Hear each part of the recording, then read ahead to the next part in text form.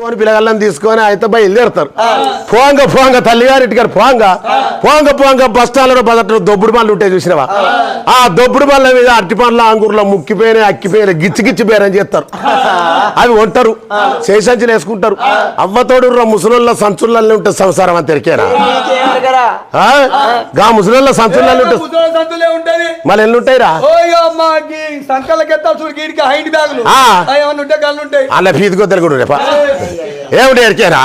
ఆ ఇంటి బ్యాగులలో ఎనుకలాడేది ఉంటే ఓటి బొట్టు పిల్లల ప్యాకెట్, ఓటి దువ్వెన ముక్క, ఓటి అద్దం ముక్క, ఓటి ఫేర్ అండ్ లవ్లీ ముక్క, ఓటి లిప్స్టిక్, ఇక ఎనుకులాడంగా ఓ సెల్ ఫోన్ ముక్కరు మర్చిపోయిన ఓ సెల్ ఫోన్ ముక్క, ఎనుకులాడంగా 100-150 రూపాయల గంట మాత్రం ఎక్కువ ఉండే.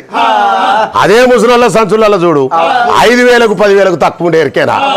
ఇక అరటి పళ్ళ అంగుర్లు కొనుక్కుంటారు, సంచులు వేసుకుంటారు, చక్కగా బిడ్డింటికి పోతారు. ఇక బిడ్డింటికి వాంగనే ఆ అవ్వని చూడగానే బిడ్డకి నుంచి అత్తదో దుఃఖం పాడుగారు. ఇక బేగంపేట మీదికెళ్ళి, మచ్చుపేట మీదికెళ్ళి, మైదపాడ మీదికెళ్ళి, కేసరపల్లి మీదికెళ్ళి, అట్లా గంగపురి మీదికెళ్ళి, మళ్ళీ బేగంపేట ఎక్స్ రోడ్ మీదికెళ్ళి చక్కగా మళ్ళీ బేగంపేటకి వస్తుంది.